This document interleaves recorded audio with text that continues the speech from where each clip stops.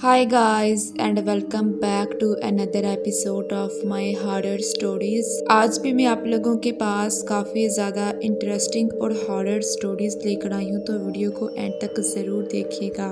Story number 1 मुझे मोहम्मद अब्दुल्ला नामी लड़के ने सेंड की है और ये कहते हैं कि I want to share something with you all. Few days ago मैं कराची यूनिवर्सिटी किसी से मिलने गया। मैं कराची यूनिवर्सिटी स्टडी नहीं करता, लेकिन मैं वहाँ पर किसी से मिलने गया। ओके, अब आप सबसे क्या छुपाना, मैं वहाँ एक लड़की से मिलने गया था। अच्छा, अब ये मेन बात नहीं है। उस दिन शाम के 7 बज रहे थे और वो वहाँ इवनिंग की स्टूडेंट है। अब खैर, वहाँ जाने से पहले उसने मुझे 3 बार मिस कॉल्स मारी थी कि मैं वहाँ जल्दी आऊँ, लेकिन मुझे अपनी वाली यूनिवर्सिटी में थोड़ा काम था तो मैं लेट हो गया। फिर मैंने जब वहाँ पहुँच के उसको कॉल की तो उसने आगे से कॉल नहीं उठाई। मुझे लगा शायद नाराज हो गई है। जब मैं उसके डिपार्टमेंट के अराउंड घूम रहा था बाइक पे, तो वहाँ कोई नहीं था, एक कुत्ता तक नहीं था। उसके डिपार्टमेंट के सामने ही एक कैंटीन थी, वहाँ मुझे वो नजर आई और अकेली बैठी हुई थी। वहाँ कैंटीन उस टाइम बंद थी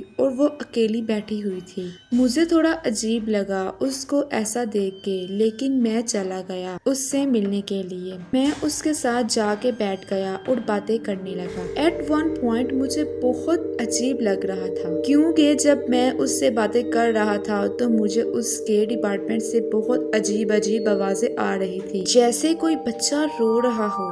फिर अजीब कोई ठंडी हवा चलती और बंद हो जाती। मुझे उसके डिपार्टमेंट के टॉप फ्लोर पे अजीब से 4 आग के गोले उतरते हुए नजर आए थे। खैर, मैं इग्नोर करता गया और उससे बातें करता रहा। पूरे 1 घंटे तक बातें की। फिर मैंने एक्सक्यूज देके वहाँ से निकलने की कोशिश की, क्योंकि मुझे बहुत अजीब वाइब्स आ रही थी। मैंने उससे पूछा कि वो कैसे जाएगी घर, तो कहती है कि उसके अब्बू उसको पिक कर लेंगे। मैंने कहा कि चलो ठीक है, मैं वेट कर लेता हूँ, तो मुझे वो कहती है कि नहीं, मैं चला जाऊँ वहाँ से। ये मुझे बहुत अजीब लगा, क्योंकि आज तक उसने मुझसे ऐसा कभी भी नहीं कहा था। खैर, मैं वहाँ से बाइक पे बैठ के निकल गया। फिर मैं जब घर पहुँचा तो मैंने उसको दोबारा कॉल की, ये पूछने के लिए कि वो घर पहुँच गई है कि नहीं। तो जैसे ही उसने आगे से कॉल पिक की तो वो फुल ऑफ गुस्से से लाल पीली हुई थी और मुझे कहने लगी कि वो मेरा वहाँ वेट करते करते अपनी कैब बुक करवा के वहाँ से चली गई। 6 बजे ही वो वहाँ से चली गई थी। भाई, ये सुनने की देर थी और मेरी हैरानगी की इंतहा नहीं रही।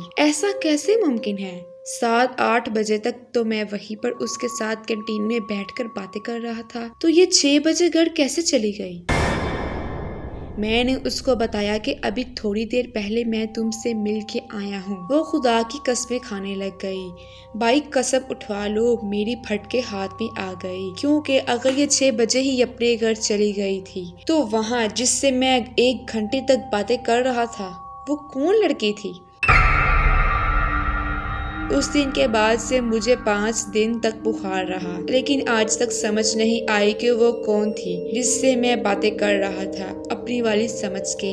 स्टोरी नंबर 1 काफी ज्यादा इंटरेस्टिंग और हॉरर थी। अब हम सेकंड स्टोरी की तरफ चलते हैं। स्टोरी नंबर 2 मुझे अवैस सलार ने सेंड की है। तो ये वाकया कुछ इस तरह से है कि मुझे और मेरे बहन भाइयों को एक दूसरे को डराने का बहुत शौक था, और मैं एक दोपहर अपने कमरे में गहरी नींद में सोया हुआ था कि अचानक मेरी चारपाई बहुत तेजी से हिलने लग गई, मानो कि नीचे से कोई चारपाई के पांव पकड़कर हिला रहा हो। मैं एकदम जाग गया और चारपाई अचानक कांपना भी बंद हो गई। मैंने सोचा जरूर मेरे बहन भाइयों में से कोई चारपाई के नीचे है जिसने चारपाई हिलाई है। मुझे डराने के वास्ते मैंने इससे मजाक करने के वास्ते वाइपर उठाया, सफाई वाला जो के चारपाई के साथ ही पड़ा था, और उसका डंडा जोर से चारपाई के नीचे मारा सीधा करके, मगर वो किसी इंसान के बजाय दीवार से टकरा गया। मैंने सोचा भाई जरा साइड पर हो गया होगा डंडे से बचने के लिए। मैंने भी वाइपर जरा साइड पर करके दोबारा मारा, मगर फिर से वाइपर दीवार से टकरा गया।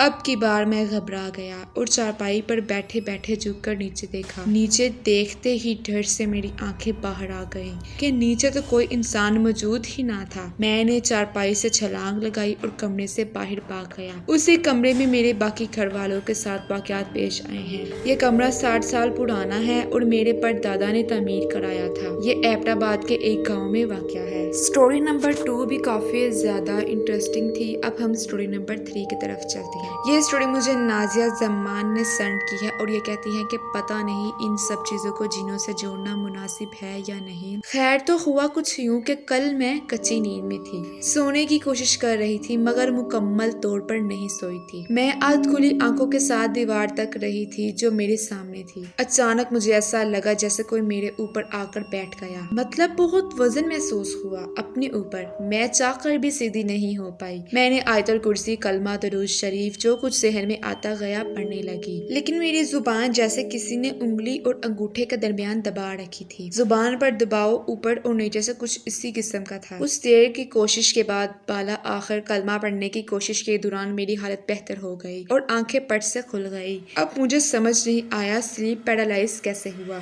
तो वो शायद सीधे लेटने से होता है और मैं तो सो भी नहीं रही थी। खैर उसके बाद मैं दम वम करके दोबारा सोने लेट गई और उस बार जैसे ही मैं लेटकर आंखें बंद की मुझे अपना ही कमरा नजर आया, बिल्कुल वैसा का वैसा ही जैसा मेरा कमरा है। अमूमन ख्वाब में कुछ तब्दीली नजर आती है माहौल में, मगर ख्वाब में ड्रेसिंग टेबल के सामान से लेकर शोपीस तक सब कुछ वैसा का वैसा ही था। और अचानक फिर लाइट चली गई और गुप अंधेरा छा गया। मैंने फोन को तलाश किया कि उसकी लाइट रोशन कर लो। फोन मिल गया मगर खुल नहीं रहा था, जैसे ऑफ हो चुका हो, और साथ साथ ऐसे लग रहा था जैसे मेरी पुश्त पर कोई होले से हंस रहा हो। और सरसराहट भी महसूस होती रही। ये सिर्फ 2 सेकंड का खेल था। मैंने फौरन आंखें खोली तो मैं मेरे कमरे में ही थी। लाइट वाकई मामूल के मुताबिक उस वक्त गई हुई थी और गप अंधेरा था।